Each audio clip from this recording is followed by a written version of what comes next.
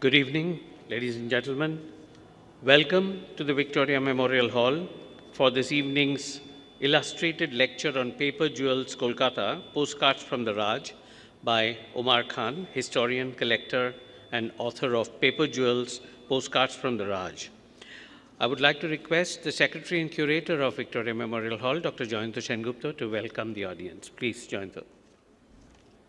Good evening, everybody, and a very warm welcome to this evening's lecture, Paper Jewels, Kolkata, Postcards from the Raj by Omar Khan. It's a privilege and an honor to have him speak here, to have him come all the way from San Francisco to Kolkata, and he has just written this magnificent book. Some copies are available for display just as you get into this quadrangle, called Paper Jewels, Postcards from the Raj, published a few months ago in August, right? Published in August by Mapin Publishing in association with the Al-Qazi Collection of Photography in New Delhi. And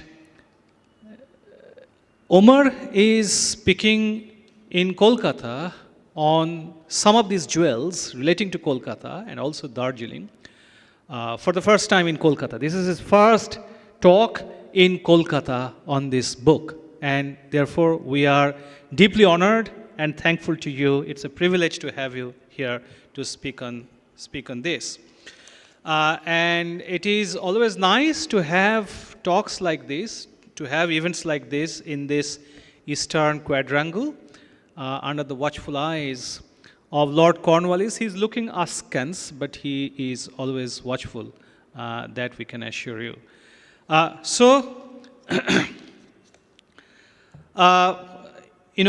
Those of you who have read the book, and there are quite a few of those among the audience today, who had their book signed by Omar just a few minutes ago, they know this, but I will just briefly introduce Omar Khan.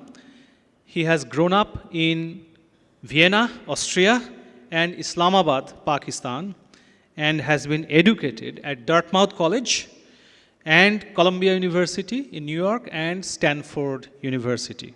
All top grade institutions, not only in the United States, but in the world. He has researched early photography and ephemera of the Indian subcontinent for 3 decades. And he has acquired a large collection of the early postcards featured in this book and in the lecture. An avid historian and an aspiring filmmaker, Omar has also been an award-winning web designer. In 1995, he founded the website harappa.com, which quickly emerged as a major website on the ancient Indus or Harappan civilization. And as somebody who belonged to the academic profession before, I have used this site with great benefit, as I told Omar just a few moments ago. This is a website, harappa.com, where leading scholars from India, Pakistan, the United States, and the United Kingdom and Europe have published their work in slideshows, essays, and articles that cover the basic facts and the latest research on this civilization. Before his magnificent book, Paper Jewels, Postcards from the Raj, Omar has also previously authored From Kashmir to Kabul, the photographs of John Burke and William Baker from 1860 to 1900, which was published in 2002, and which contains the sumptuous photographs taken by those 2 late 19th century Irish photographers, John Burke and William Baker, of the harsh but beautiful landscapes of Afghanistan and Pakistan. I asked him about his future plans, and he says that he wants to make a film, and he wants to put more and more of his magnificent collection of postcards on the public domain. So again, on behalf of the wider community who love things like this, we are very thankful and honored by your coming. For those of you who have not read the invitation card, I will just read out a brief abstract of his talk today. Today's lecture and slide presentation will focus on early postcards of Kolkata sent abroad. From the work of the publishers Warner Rossler and Thacker Spink and Company, dating back to 1897, and to the first greetings from cards of the city. The colorful work of Raphael Tuck and Company and the local artist Frank Klinger-Scallan will be shown in the presentation, as well as postcards of the many kinds of people and types in Kolkata at the turn of the 19th century. Major landmarks of the city of Kolkata will be covered, as well as postcards related to the independence movement. The hill station of Darjeeling will also come up for discussion.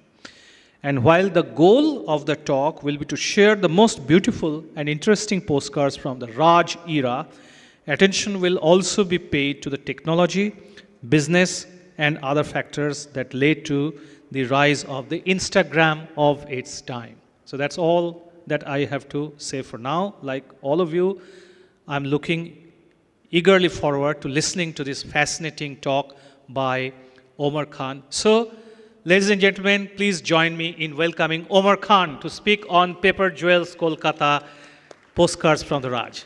Omar, please. Before Omar Khan starts talking, I would like to request Joyinto once again to please felicitate with a small token from the Victoria Memorial Hall. And Joyinto Sengupta just talked about the watchful eyes of Lord Cornwallis, because in the pre-CCTV days, it was Lord Cornwallis who was keeping an eye on this quadrangle and what was happening over here, and he still will be.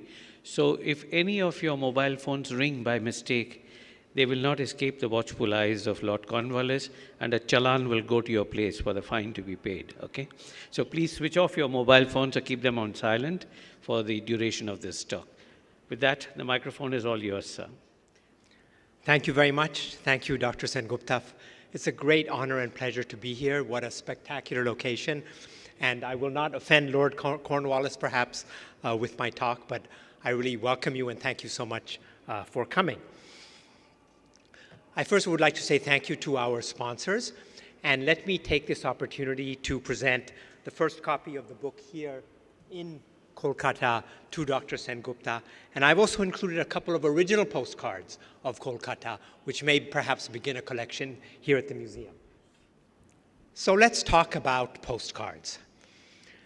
People often ask me, how did you ever get into collecting postcards? What got you interested in them? So I'd like to start by sort of telling you about how I actually got into this business of collecting. I live in San Francisco. It was 1995, and I saw an ad for a vintage paper fair in a place called Concord, which is about, 80 miles from San Francisco. And I thought, okay, I'll drive out there. So I drove out there, and I was shocked to find boxes and boxes of postcards of India, 100 years old or more. And I picked up this postcard called Women Baking Bread. Yes? Okay. Sure. Does this work? Is this a little bit better? I picked up this postcard called Women Baking Bread, and it immediately took me back to my grandmother's home at 5 Queens Road in Lahore, where she would sit under the veranda with a servant girl and make chapatis. And if you look carefully at this postcard, everything is accurate. The charpai propped up against the wall, the mudka, which is kept away from the cat who can't get to the milk, the little coal stove upon which the chapatis are made. In her case, there was a tandoori oven across the garden. And that Proustian moment that took me back to the past was something like people all over the world experienced when postcards were first came on the scene around 1895 to 1900, when the world literally went from a few million postcards a year to 1 billion to 2 billion postcards being produced each year in Germany, later in Britain, in France, and other countries. This was the world's first mass exchange of visual imagery. It was the first time people in India could see what things looked like in America and vice versa really quickly. we had never in the world been able to see as much of the globe except through postcards. And it was the beginning of the picture mad age that we live in today. So what I want to do this evening is show you a little bit about those early postcards of Kolkata and how this city was represented elsewhere in the world. Excuse me. So the very first postcards of India that I can trace were probably made by a photographer called Werner Rössler, who I think was an Austrian who was here in the city. And this is one of those very, very early postcards. The dating right at the very bottom says 1895, but I don't quite believe it. I think there's either a misprint or I'm not reading it right. But at least 1897. There are many from 1897. Rössler was a photographer on Meadow Lane here in the city. He was a well-known photographer. I think he was from Austria because all these postcards were produced in Austria. And it made sense that the Austrians were such important pioneers in postcards. It was an Austrian who invented the concept of a postcard in 1869. And it was the Austrian and German postal services that really began producing postcards in the 1870s and 1880s. And by the early 1890s, the Europeans and the Americans and the British had come up with and actually the whole world had come up with a system where you could send postcards from place to place. You could put postage on it. A certain size was specified. It was very much a platform. And these earliest postcards were actually lithographs. And look how beautiful the card actually is. You've got a number of photographs that are turned into lithographic stone. You have the name written up here. You have a little Ganesha up in the corner. You've got a woman here. You've got a cremation scene down here. A lot of visual complexity in this very, very small image. And lithographs were very expensive to make. They actually were stones upon which the image was carved. And then for each color, a different stone was put through the press. And it was in small districts in Austria, in Vienna's 6th district, that really the very earliest postcards were made.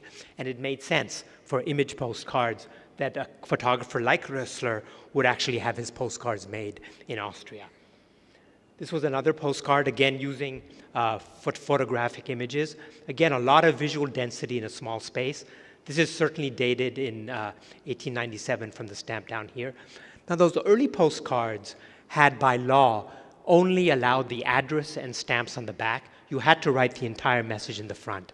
So that's why the front of these images is all open, because people would write their message on it. You were not allowed to write your message on the back. There's a second postcard. Again, some scenes you can see: the Great Eastern Hotel, the telegraph office, and some snake charmers at the bottom. And this was signed and sent in 1898. Now, this is an interesting postcard because this was actually signed by Rössler himself, and it was sent in 1897. But I want to just mention and translate the message for you in German. It actually says, and this is a very, from our point of view today, a very objectionable message. Rössler writes to somebody in Bohemia: when you look at certain inhabitants of this vast land, you understand why Darwin's theory is true. And I think he's referring probably to the fakir over here. So even though tremendous beauty and artistry in a card like this, of course, many of these products were still tinged with racism, and that's something that we need to be aware of today. But the postcard revolution began because, in many ways, you could take a photograph here that had been shot by a photographer here in Kolkata, send it to a place like Austria, have it turned into a postcard, have the postcard sent back to Kolkata, bought by somebody here in the street, and then mailed to somebody in Britain. So it already had crisscrossed the globe a number of times before it got to its destination. So it was because we had the Suez Canal, we had ships moving, we had postal services, we had a lot of enabling factors, business factors, tourism in the environment that allowed for things like postcards to take off. A medium doesn't happen just by itself. You need a lot of circumstances and the right ecosystem for it to flourish.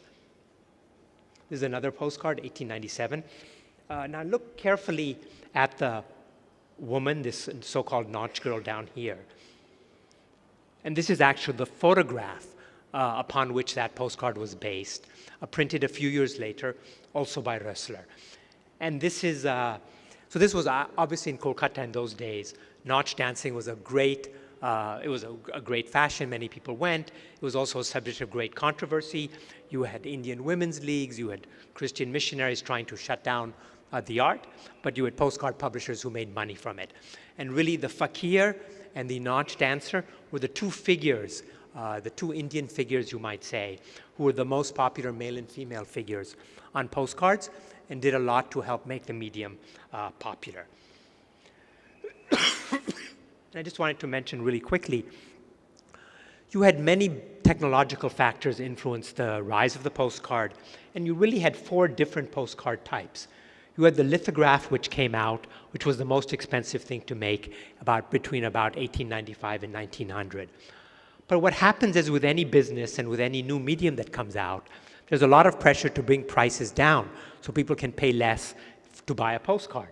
Then you had the collotype develop, where you actually had a photograph printed on a glass plate, which could be sent through the same printing press as a lithograph, but was much less expensive because the glass plate was small. You didn't have to store 12 big stones for different colors in a storeroom somewhere. And it was much easier to rapidly turn photographs into collotype prints.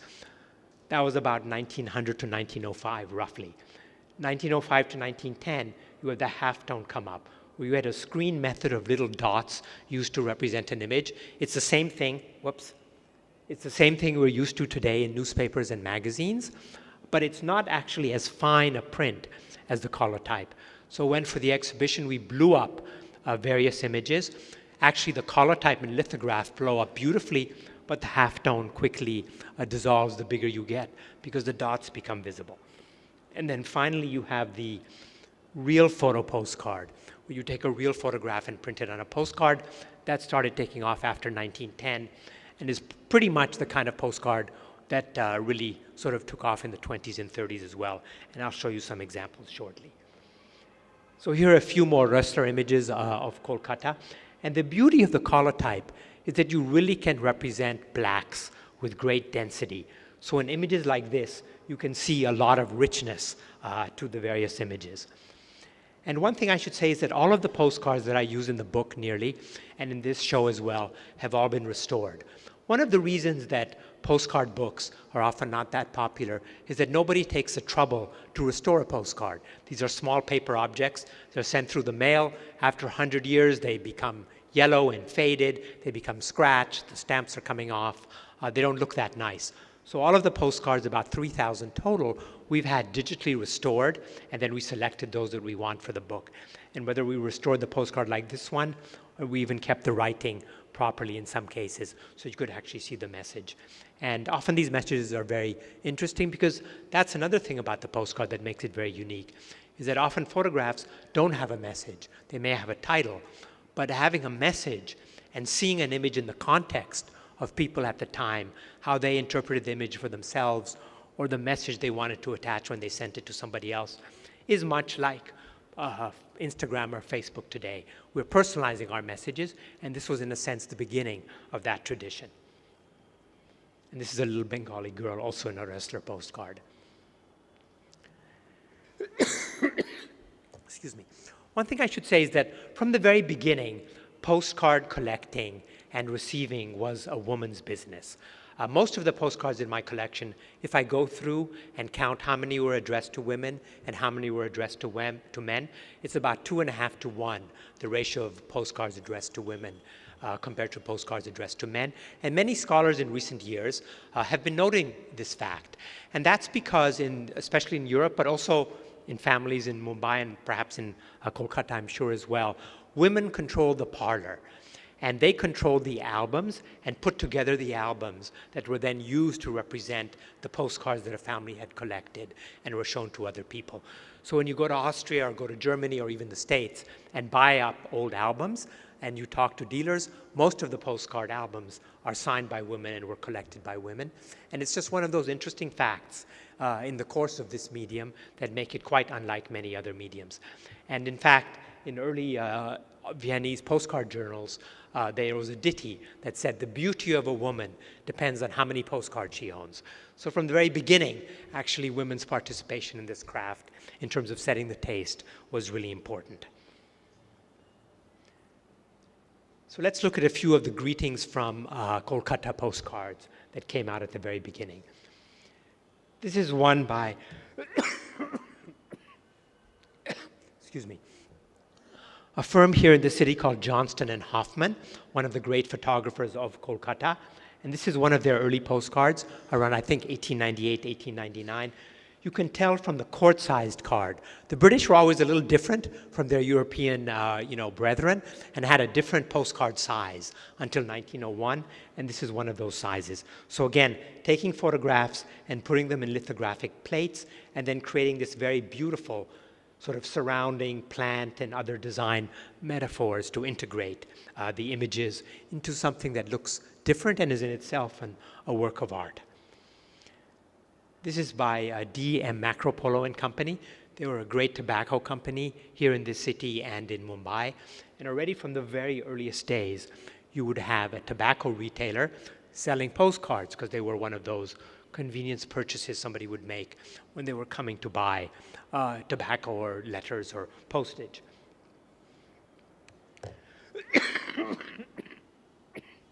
Excuse me. Another great company here, retailer, was Thacker Spink and Company, and this was one of their very early postcards. This is Kolkata Harbor, and you can see how, I mean, really beautifully, they've taken the ship masts, poked it just a little bit out of the image, added a palm tree. By the way, there were palm trees on all of these early images of India. It seemed to be one of the main tropes of the land. But again, a lot of design, and again, this was a quart-sized card, and you could only write the message around here. This was another. Now, you can see, by the way, how quickly fashions changed. If you look at this card, which is one of the earlier cards, like 1898, 1899, by like 1899, 1900, 1901, you had all this fancy stuff removed, and you had the straight image represented. So just like with any fashion medium, taste changed very quickly, and marketers and the business people who sold to people wanted to make sure they kept up with the tastes. And we shouldn't forget that a postcard was a consumer object, and it was a business to be made, make money of, and you had to, get your investment back if you were a business. And that's part of the changing technologies and the shifts in style from a very early day. So Raphael Tuck and Company were Britain's biggest postcard publishers. We'll come back to them and talk about them a little bit more shortly.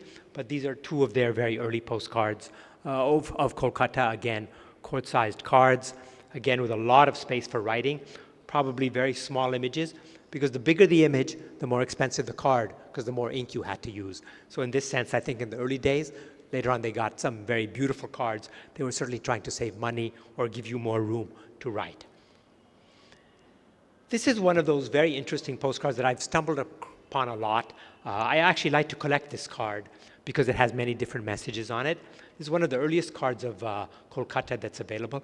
I think it was actually printed in Hungary because a lot of the backs contain a Hungarian imprint, but I don't know exactly who the publisher was. And Hungary was part of the Austro-Hungarian Empire at that time. But very nicely done, the way the sort of street sort of gives way to the space where you can actually write.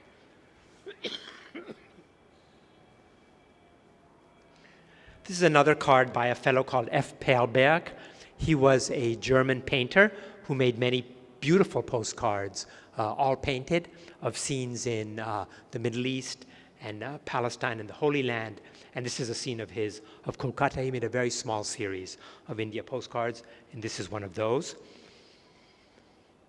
This is a wine advertisement by an Italian company that uses Eden Gardens, and the wine was being marketed as a tonic for all of your health issues, and this is one of those cards. This was actually a lithographic card and really quite beautiful. This is one of the oddest cards I've come across. This is actually a British flag, but with snake charmers in the middle. And how many flags do you know that actually feature snake charmers as part of the insignia? It's almost postmodern, before its time. So the British were late to the postcard revolution. It was really Middle Europeans who sort of made it a much more common part of a medium of exchange. And actually, many of the earliest postcards of India, sent both from here, from Mumbai and Jaipur even, were sent by Austrians, Germans, Czechs, French people to places in Central Europe. And even in the late 1890s, people complained about the British not getting with it, and postcards had not yet taken off here. But when they really did in 1902, 1903, Raphael Tuck and Company became really the biggest postcard producer of India postcards. And I would say with about 1,000 cards that they made between the early 1900s and the 1930s, probably became the biggest single publisher of India cards. And this is one of their envelopes with a number of Kolkata cards, which we'll see in a second. This is Clive Street. So what they did, and I'll show you some examples, is they really advertised all of their cards as coming from oil paintings. And we'll see in a moment that they actually were based on photographs, and they were beautifully colorized. They didn't really come from oil paintings. But Tuck was really good at advertising. And they were one of those companies that knew how to market and had competitions about who had the biggest collection of postcards, who had the nicest albums of postcards. And by putting all these marketing vehicles out there, they really encouraged collection, especially in Britain, and got people interested, got people to buy their postcards, and built a great business out of it. This is Old Courthouse Road. This is very nicely colorized. But if you look for a second, this is actually the photograph, which I think was a Johnson and Hoffman photograph that the color image was based on. And it's almost identical. They made a very few changes, but it's the same car in both images. This is Hallwell's monument here in the city. And this is Government House, and you can look at, this is actually a pretty card. We use this in the book as well. And this is the photograph that it was actually based on. Again, a Johnson and Hoffman postcard that was actually published at some point by Tux before they got into the color business. And this is actually a scene inside Government House. This is a Macropolo and Company postcard. And one of the few scenes inside one of these vast buildings that was published at the time. And this is more of a, excuse me, a hand-colorized card. So you'd have this card printed in black and white, and then you would have someone, probably in India, apply a stencil and then hand color the card, as they did in France and Britain and other places, and then pull out certain colors and leave the rest of the image in black and white. And of course, color cards sold for a little bit more, but were not, of course, as common because they were more expensive as black and white cards became. So, when tourists came to the city and got off the ship, often after a 2 or 3 week journey from someplace in Europe, the first people that they saw were like snake charmers. So I'm thinking the snake charmers and the coolies and other figures that often dominate these early postcards of the city were because these were the first people that people getting off of a tourist ship saw, and that struck their mind and their imagination, and then they were the more likely subjects to be purchased in a postcard. And this is, again, a Johnson and Hoffman. There are actually many, many image postcards of exactly the same scene that Tux then used. And these are some of the coolies that were, again, very striking to somebody new. And the moment you came off a ship, you had to, of course, get a coolie to take all your baggage. And people came with, tons of baggage, especially if they came from Europe. And this is the original image it was based on. Of course, once you use color, you're able to heighten, the features and make things stand out much more distinctly.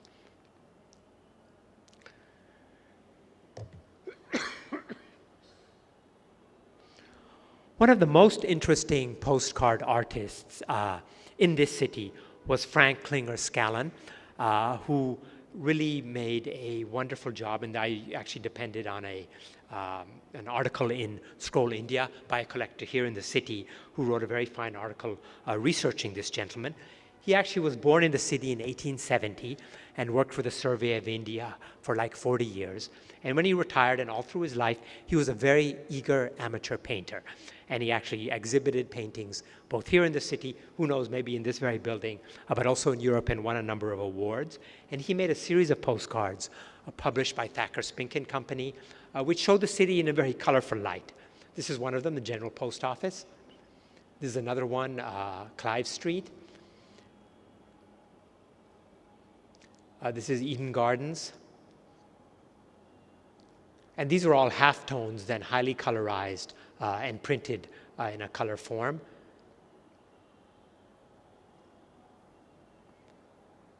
And this is Theatre Road, again using very impressionistic type colors, certainly influenced by painting. And this is roughly 1950, 1920. So the other kind of postcard that was really popular of India in general, but also of this city, were the different types, the different people who struck the chord and struck people's imagination or made good subjects to sell a postcard of. So one of these, of course, was the Dhobi, and the Dhobi was put in almost every city, had its own series of Dhobi postcards that you can see here. We see here, I think this is a Thacker Spink and Company postcard. You see this in black and white, and the artist, I forget his name, I think FWD are the initials, and then a colorized version right next to it. And then, of course, you had, the bearer, you had, the secretary, I mean, all the different people that you might have in a household were then represented on postcards in different ways.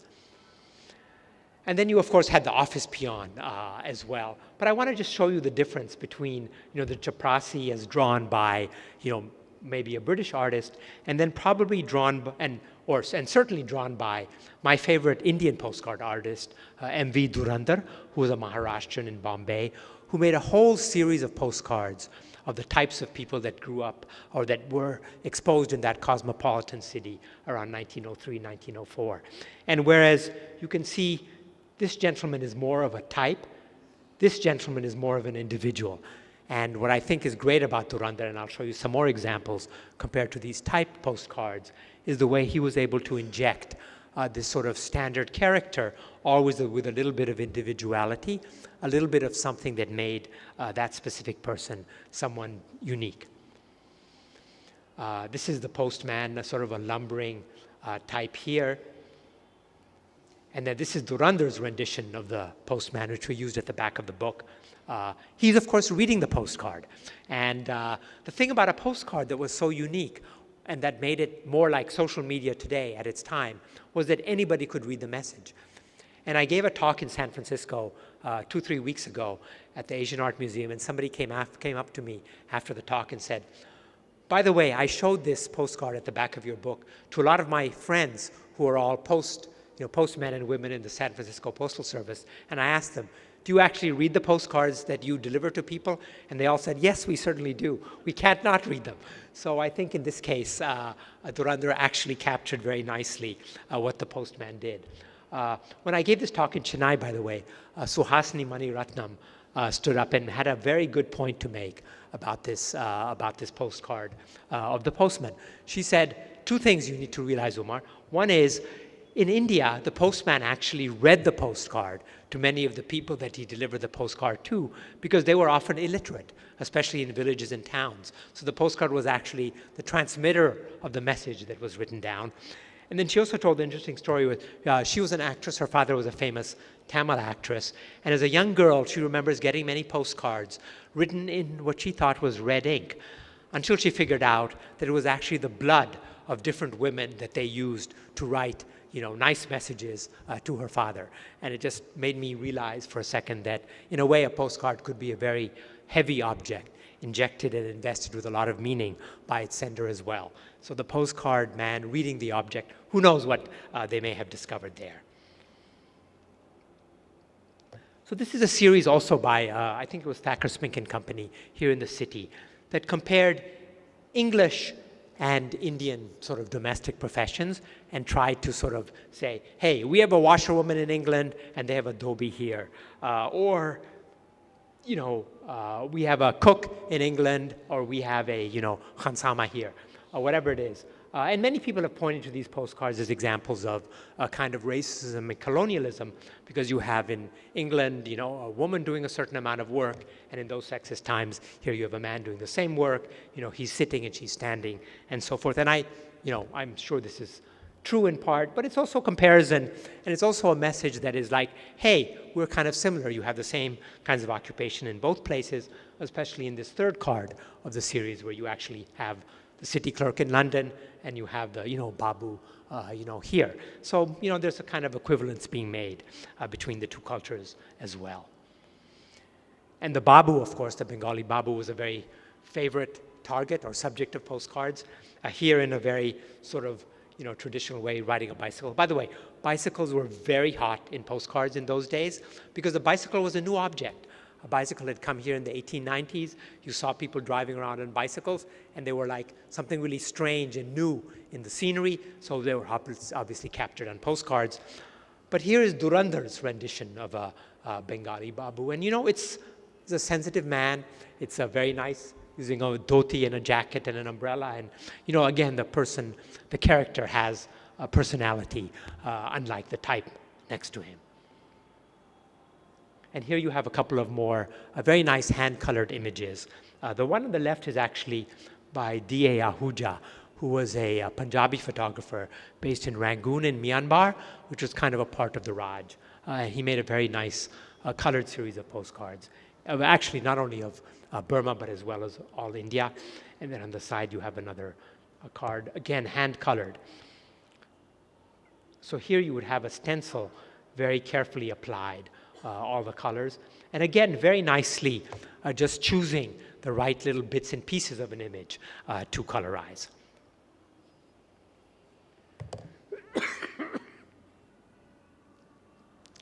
This is one of my favorite postcards, and a very mysterious one at that. There are a couple of different images taken at the same sitting of this girl. One of them has written in the back, "Shishu just returned from India." Another one has an Indian widow, age 6, written on it. I don't know which is true. I don't know quite where it is, but certainly somebody full of character and in a beautiful town. She could, in a beautiful location, probably posing in a studio, and really brings you some sense of the time that this was taken, around about 1906 to 1910. This was a real photo postcard. So let's just talk about the industry and the kind of landmarks, of course, of the city. So the jute business was a huge part of the business that helped make, of course, Kolkata a major port.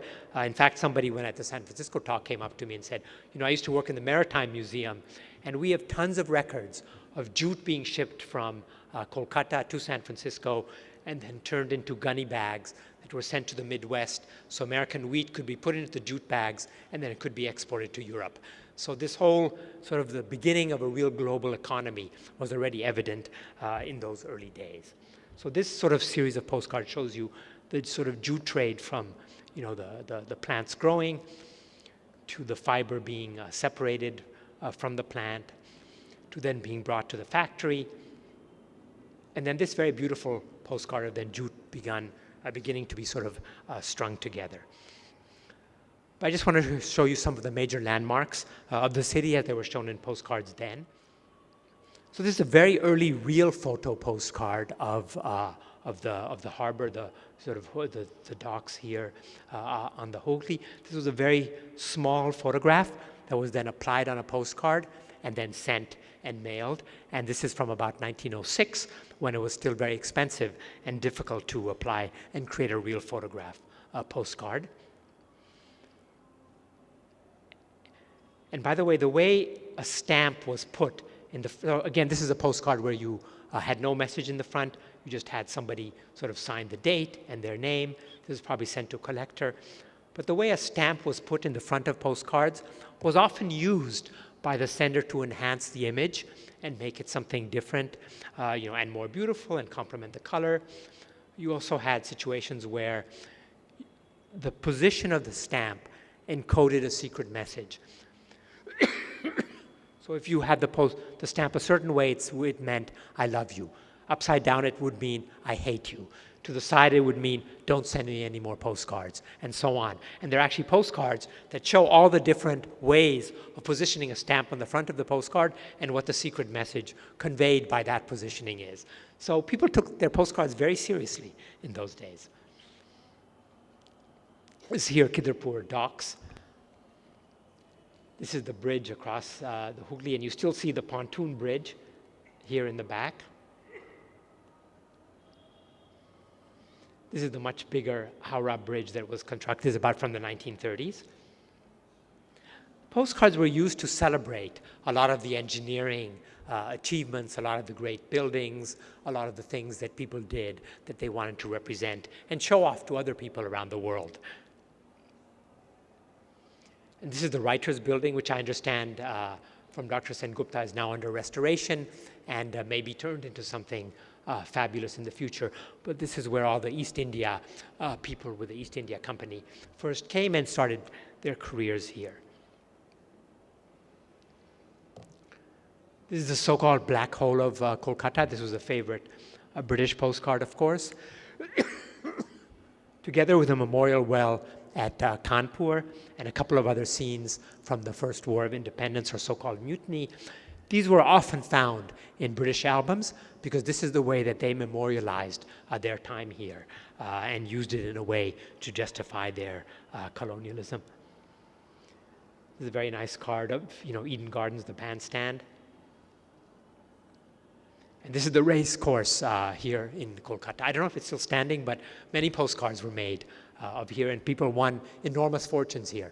I have a friend in England whose grandfather made enough money here to set up a trust, send him to Oxford, and take care of his entire family. And he was just an infantryman when I think he won a few £1,000s here, which in those days was an enormous fortune. I think this is the Grand Hotel. And you can see the very early cars sort of parked here in front. I think that the Great Eastern Hotel is looking down Old Courthouse Street. The Kolkata Museum. And this is one of my favorite postcards, and I use it in the book as well, because these are some of those sort of spur-of-the-moment postcards that you can look at very carefully and get a much better sense of life at the time. So this is a pawn shop with aerated waters, which means soda water. So he has soda water bottles here. He's got his pawn here. This is actually a mirror, so you can see the reflection of this man's face here, this man's face right here. You can see these Victoria lamps here. You can see this man sort of staring vacuously out into space.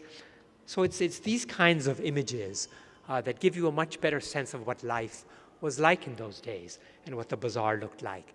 And one of the things that interests me about postcards is that often the photographs behind a postcard have been lost. And because postcards were mass reproduced, they are often the only image we have left of, say, a photograph or something else. And they're a very unique way to peer into history. And this is, of course, the building that we're sort of sitting in right now.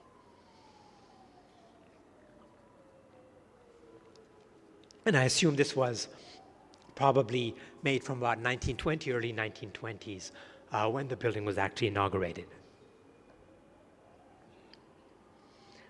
So let's talk about a couple of the other places around here that were really popular in postcards. And of course, Darjeeling, being the hill station where Calcutta's elite spent its time, was obviously a very popular place as well for postcards. So this is a greetings from Darjeeling card by Mr. Ressler. Again, 1897, showing the mountains, showing a Tibetan Lama here, again, bringing the figures and tropes of that place to play.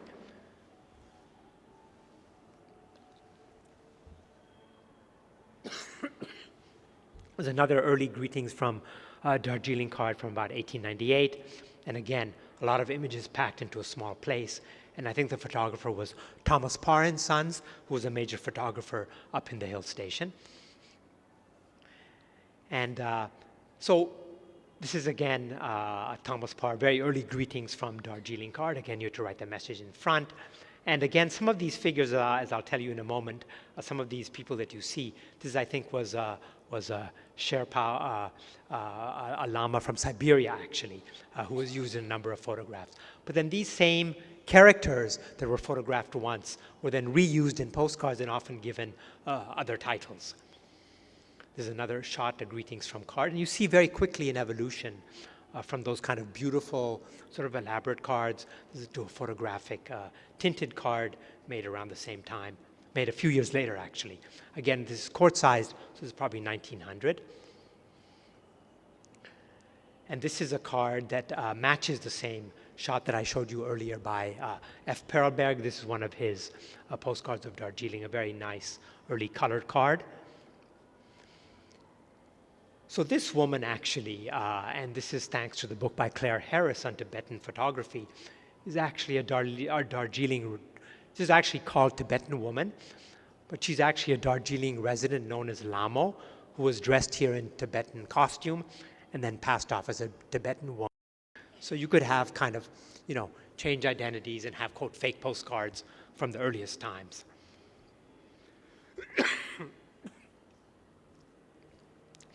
And these are some more of the characters. Of course, Darjeeling, having so many people from different places, was a great source of different types for the postcard seller to then make a business around. And this is actually a road working machine here that was often pushed or pulled by a lot of young kids to flatten the road, to make a metal road actually work. There were so many market day in Darjeeling postcards, or Sunday market in Darjeeling postcards. So I'd show you one. I think this must have been a big day up there. And this is I think it says an Indian tea coolie girl. This almost looks like a Hollywood shot from the 1920s, so carefully posed and colorized. It could be like a movie star. My favorite postcard producer in Darjeeling was a photographer called S. Singh and Company. And what he did was take black and white postcards and then hand color them very carefully in this almost, surreal thing. This is a setting sun from Tiger Hill. And then he would actually inscribe or handwrite, or have somebody in his shop handwrite the title and then sign it. So it's a real photo postcard, then carefully colorized by the maker. And here is a Tibetan Lama, 2 hand colorized. This is one we use in the book, 2 Nepali girls. And this is again a hand colorized card from about 1920, before color photography, but it's so well done, it almost looks like a color photograph. So let's talk about postcards in the freedom movement. One of the most interesting things to me about postcards were, of course, they began as tourist objects, as colonial objects, and they were used to exoticize India and kind of, take the colonial message, in its own direction. But within a few years, Indians had taken over the postcard, and you had people like Dhurandhar and other artists come up and use the postcard to make their own depictions of the country and its people. So they were very quickly not anymore a colonial object. And they also played a major role in the independence movement, because as of the as of certainly the late teens, they were being used by the freedom fighters in many different ways to get their message across. So photographs were turned against the colonialists very quickly. So postcards, of course, could go back and show anything in history. This is a Tux postcard showing the very first Englishman talking to the Mughal emperor. I think it's 1599. This is 1857, showing British troops. This is actually a German postcard showing a scene. This is actually a Russian painter, Vasily Vereshchagin, who came to India in the 1880s.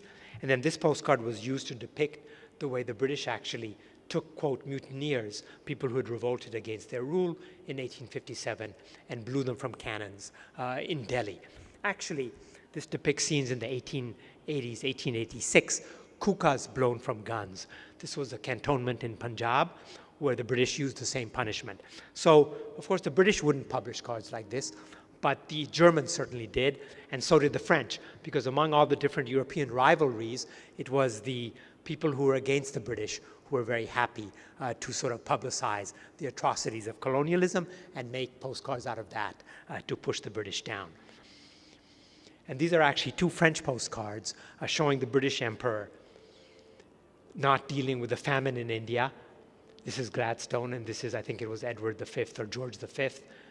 And this is another picture of him sort of being very fat and happy when, famines were still coursing through the country at different times during colonial rule. So you had a lot of little European rivalries sort of play themselves out in postcards as well. Of course, the major figure from this city in postcards was Tagore, and there were many different kinds of postcards of his. I think this was certainly the most popular, shown both here in a real photo postcard version and then shown in a colorized version a little bit later.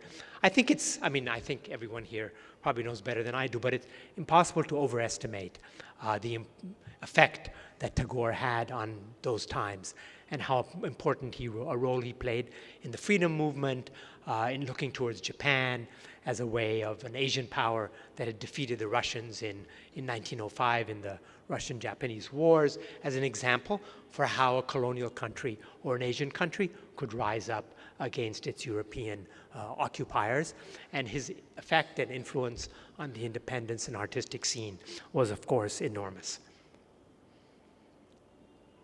You also had people like C.R. Das over here, who was, founder of the Swaraj Party, again from Bengal, a major player. And I think when you sort of read the biographies of these people, it's amazing at how there were lawyers, there were writers, there were poets, there were politicians. They did so much, and they made so many contributions across so many fields, especially here in this city, that it's kind of amazing what we could do before you had social media and email and all that kind of stuff, which I don't know if has made us any more efficient. And then Gandhi, of course, was a major subject of postcards as well. This is from 1930, and this iconic sort of view of him with the walking stick from the second non-cooperation movement from the Great Salt March, which was already put on postcards. This is by an artist called Kulkarni in 1930. So these iconic images were shown in postcards, in movie reels, in other visual and paper media from the earliest days. And of course, Subhas Chandra Bose, Netaji, was another major subject of postcards. This is by a firm, actually a very beautiful card, by Bridge Basi and Sons, a Karachi-based firm that made a number of postcards. And it's a very complicated method because they actually had paintings made from photographs, sent to Germany, made on bromide prints, brought back to India. And then this one is not, but you can get hand-painted versions. And then sometimes they applied glitter as well to the postcard. And when you get the postcard today in an envelope and the glitter is falling off, it of course makes you very nervous because it's amazing that glitter could have remained that long. But it's a very nice postcard of him. And then some more views of Subhas Chandra Bose.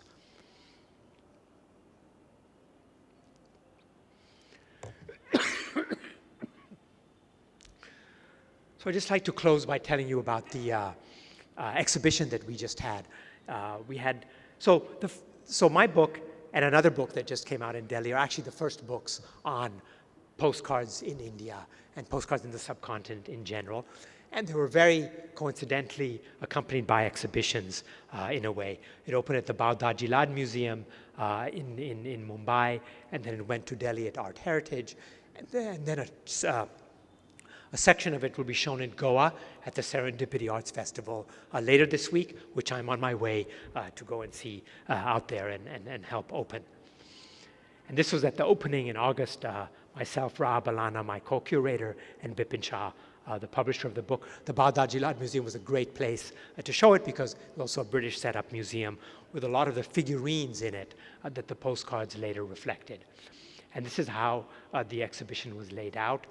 And we did a very nice job of actually, the other people who set up the exhibition did a very nice job of blowing up some of the things, like the Tux envelope, one of the wrestler cards. Here we have Netaji blown up over here. We had different people, we had a whole room on the postcards of the freedom movement. And then here you had a cabinet of many of the figures, the types in the city of Bombay that the postcards represented. So it was nice to bring the 3D object and the 2D object together. So that's it. And I'm happy to answer any questions that you may have, next to a postcard of the building that we're actually sitting in. Thank you very much.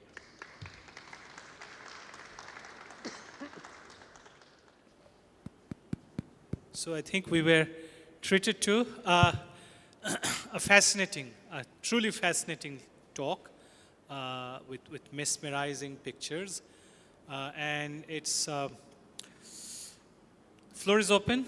I'm sure you will have many questions for you. These are images, these are events which are familiar to you from the city, from our history. So please ask questions that you have. Please be brief in your questions and be pointed.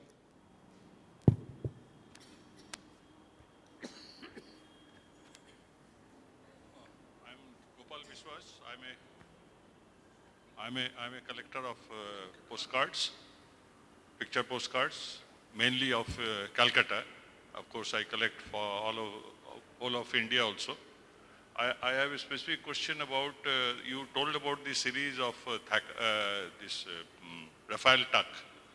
Yes. They issued paintings made out of photographs. And those are named as oilette series. What this exactly oilette is? This is. Okay. Can you hear me? Does this work? Yes. So good question. So oilette was their brand name for colorized postcards, and they used the word oilette and represented that oilettes were from oil paintings.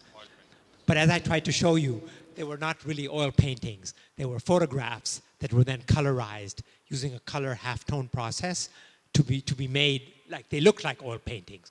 So they were very beautifully done, and they sort of made you think they came from oil paintings, but that was not actually the case. They were much better at marketing than actually making the oil paintings. No, the oleograph was something different. That was the Ravi Varma press. And the oleograph is a different kind of, so oleographs are lithographs. So oleographs are based on lithographs. So I didn't talk about the Ravi Varma postcards and the press here. Oleographs were made at the Ravi Varma press here in this country, and they were 16 by 24 or larger and using lithographic stones. But the Ravi Varma paintings that were made into postcards were actually printed in Germany because they were much smaller and they actually used the halftone process. Because again, you had that commercial competition that made it was not economically feasible for the firm to turn postcards using the oleographic process into postcards. So they were a different kind of, quote, oilette. Yes, sir, well, go ahead. Another query Please. About Raphael Tuck only.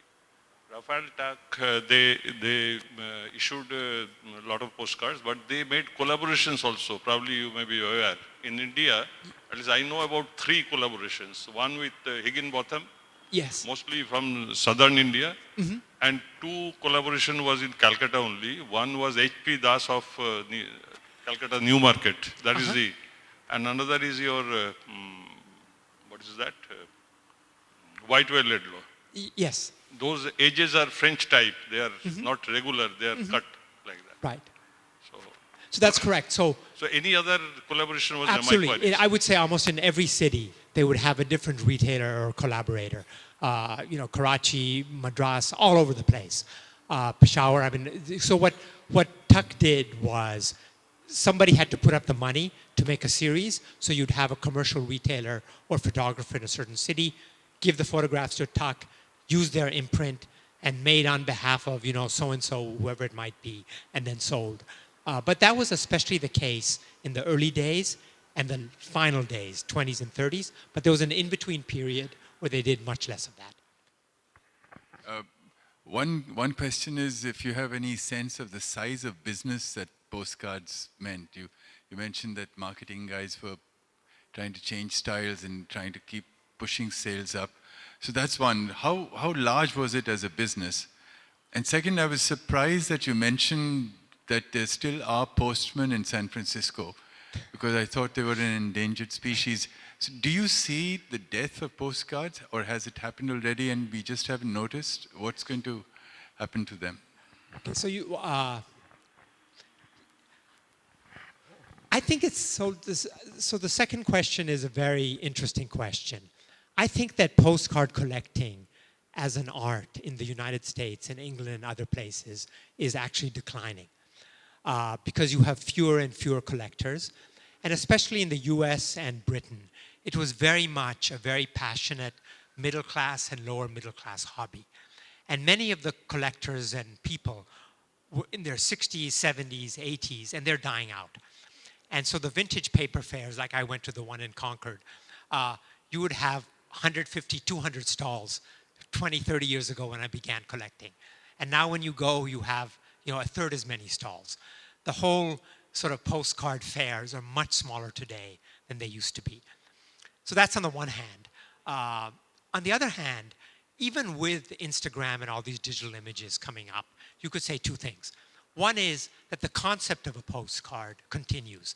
That the idea of sending a personalized message with an image, even in digital form, is still a part of our world, maybe even a bigger part of our world than it used to be, number one. Number two is there are also ways that people take the postcards that they send digitally and turn them into actual postcards and send them.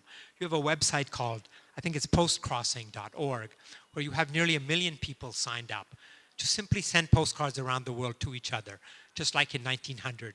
People exchanged real postcards. These are real postcards sent to an address with a stamp and so forth. So who knows? It might be that we get so fed up with the digital world we want to come back to a material world and postcards take off again. So I wouldn't say the signs are good right now, but it's changing. And sorry, your first question was? How large a business was it? So that's also a good question. So you went to, as I said at the very beginning, from maybe a few tens of millions of postcards produced in Europe in, say, 1895 to 1.5 billion manufactured in Germany alone in 1900. People estimate that just before World War II began, 1910, 1912, 20% of the economic population of the German province of Saxony, where a lot of postcards were actually printed, were involved in the postcard business. You even had German salespeople come out here to India and go from city to city to Indian photographers to get their stock to turn into postcards sent to Germany and so forth. You have even still evidence of those people in Jaipur. So it was a big business for a certain time, and the golden age of postcards was 1895 to 1915. World War I destroyed the business, so you went, and most of the German plants were destroyed by British bombing and so forth. Just as in a way, Raphael Tuck and Company was destroyed by German bombing in 1944, so their entire archive was lost in the Blitz, I think 1941. So, war did a lot of its damage, but then you also had people's fashions and interests change. So you had radio come up, you had the telephone come up after World War I, you had the movie industry take off, another way of, experiencing images. So I think it was an enormous business in the golden age, and you went to billions of postcards and then it declined. The few pointers we have of what the volume output may have been for a producer here in the subcontinent is A.W. Plate and Company in Colombo in Sri Lanka. They produced about 500,000 postcards a year in the heyday of the early 1900s, and we know that from records. And if they were a good example for Thacker Spink and Company or whatever, maybe that's a bit of a measure, but I'm not 100% sure. I'm just using that as a guess. Not only Calcutta, I think there are some European colonies on the bank of River Hooghly. They also published some postcards. Have you any collection about those colonies' postcards? I think you're right, and I know of some postcards roughly, but I don't know. I don't have a big collection of them, and I'm not an expert. Perhaps you know? Yes. Okay. I have 6 postcards that's published from Chandanagar. Not published from Chandanagar, the picture of Chandanagar that printed in Germany. Okay. It is 1880s or 1890s. Okay. Of course, sort of Pondicherry had a rich French postcard scene. The Portuguese had their own postcards. I think Yeah. the Bandel and Sirampur, they also published. Right. Thank you. Good evening, Omar. This is Ritik Das from Anandabachar Potrika.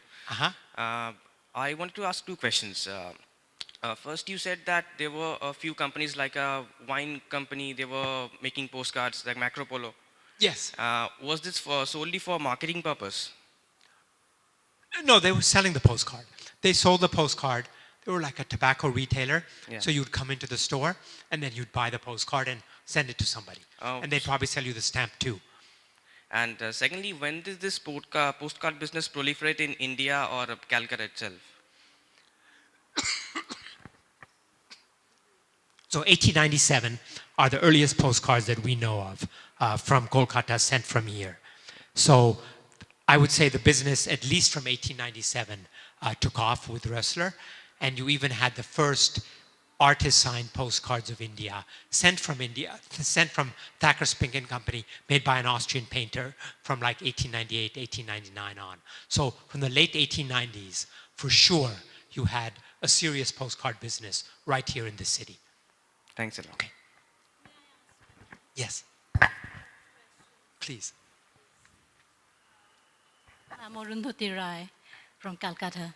Now, I was wondering why you didn't show us any postcard pictures of the various festivals of old Calcutta, this time that you touched on. Were there none or? No, there were some. There were some. I don't think I had any at this point to show. I have a collection of many more.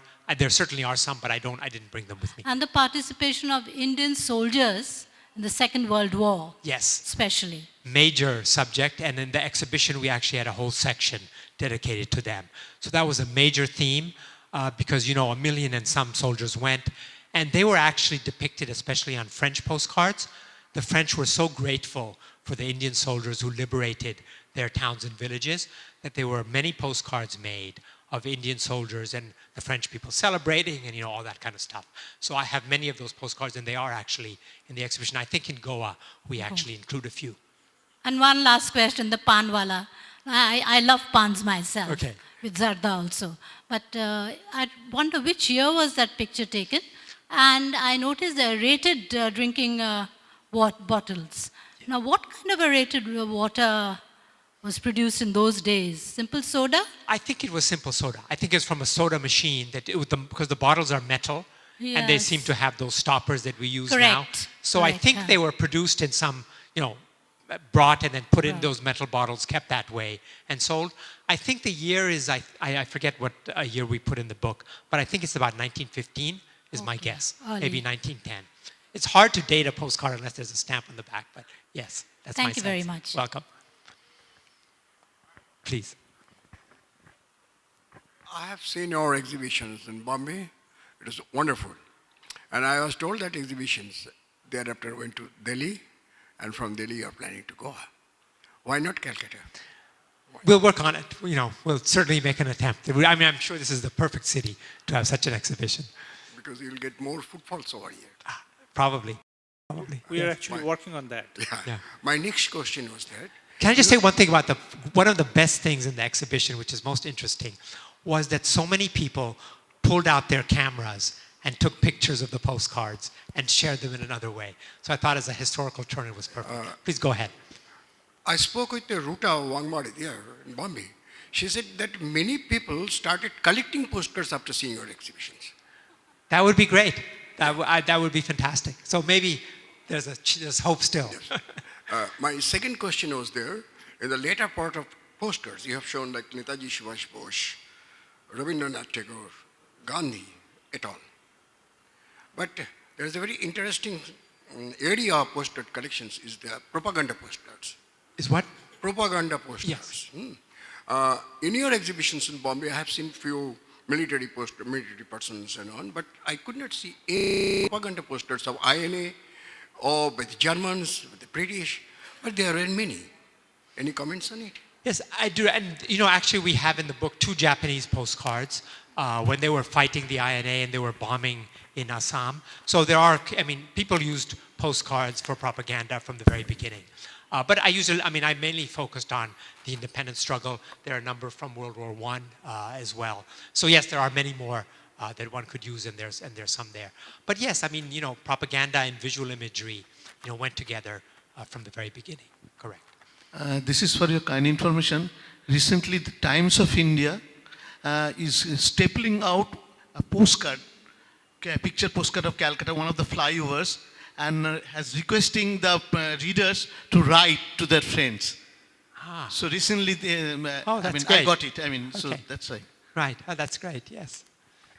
Excuse me. One more, very conspicuous omission I find in your book. I just glanced over your book just a few minutes back. Is the statuaries of the cities of different cities, particularly Calcutta. There are a horde of picture postcards of British rulers, viceroys and other lieutenant governors. But I didn't find, I don't know whether there's any in your book. That's an interesting question. There were actually not that many postcards made of viceroys. There was a limited number. Curzon was probably the most, a bit of an egomaniac. He was certainly the most into having postcards made of himself. But it's actually not that common, at least in my experience, to find postcards of viceroys. I found one of Viceroy Manto recently. So there were some, but not in any way on the scale that you might have expected. No, I'm sorry. I have at least 20 such, including, of course, Queen Victoria, then George V and Edward. Right. And besides that, there are only few omissions. For example, Canning is not there in the postcard, though his statue was there. Then I think Minto was not there. There are only 4 or 5 whose statue existed, but postcards were not there. Right. Besides that, there are a lot of Indians also who featured in the postcards of the Raj days. For example, Vidyasagar. For example, your P.C. Tagore, Rammohan is not there, was not there. No picture postcard. Then Darbhanga Maharaja statue, this is just in front of HSBC, is still there. Right. So there are at least 5 or 6 Indian personalities which figured in the postcards during the Raj days, 1920, 1921, those days. But viceroys and governor generals, viceroys started only after Canning, that is 1958, 57 I think, 1858. Right. Yeah. After the mutiny. Before that it was all governor generals. Right. So there are at least 20 to 25, I should say. Okay. In Calcutta only. Okay. And in Bombay, the Edwards is there before the town hall. That is picture postcards that exists. Right. But I didn't find anything in your book. Yes, I don't think I included that many. Correct. Thank you. So I should just say, I think my collection of postcards is about 10 or 15,000, and we only have 500. A room for 500 in the book. And even then I was constantly arguing with the publisher as to how many I could push in. So obviously a lot of things fell out. I just wanted to know, you would obviously be familiar with G.S. Farid's book and collection of postcards on Calcutta. I'm actually not. Oh, you're not? Yeah. Because that is also a very major collection, and that publication, in fact, is quite a rare publication. And G.S. Farid is from Calcutta. I don't know whether he's still alive or not, frankly. Okay. But he and his son have continued the collection. And I have a copy of the book. Maybe sometime I can share it with you. Okay. And that has, in fact, he was talking about statuary and all that. I remember there's one of General Outram. In Chaurangi, and various other the photographs of buildings in Calcutta, then the race course and things like that.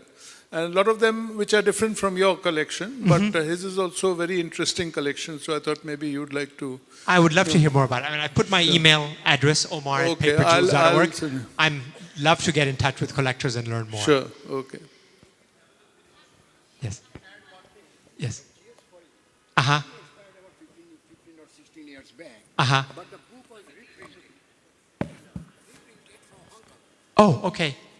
So I'll certainly try and get it. Yes. Yeah. Okay. Okay, fine. But still, that's great. Yes. Okay. Sorry, you were saying something? So how much cost was then of a postcard? So 1 anna, 2 annas. Typically, color one was more like 2 annas, or 1 anna was for a black and white postcard. Which was a lot of money in those days, by the way. Sorry, you were saying something? Yeah. Okay.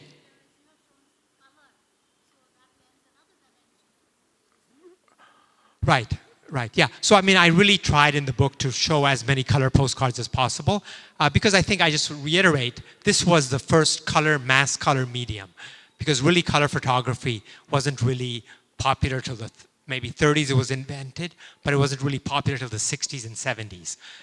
So postcards were from 1900 or that period, really the only color images that we have to access that part of history.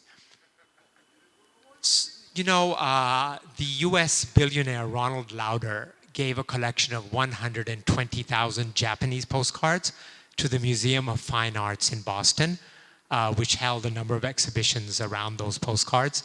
That's the biggest that I know of, but if you know of a bigger one, please let me know. Okay. I'm just curious. Okay, right. I don't know. Actually, that's a good question. We should check it out. Yes. Thanks. I had a small question, which actually takes off from the propaganda question raised by Mr. Chakraborty. Is that I was just fascinated by the German postcard on Indian mutineers being blown off from the mouth of the cannon.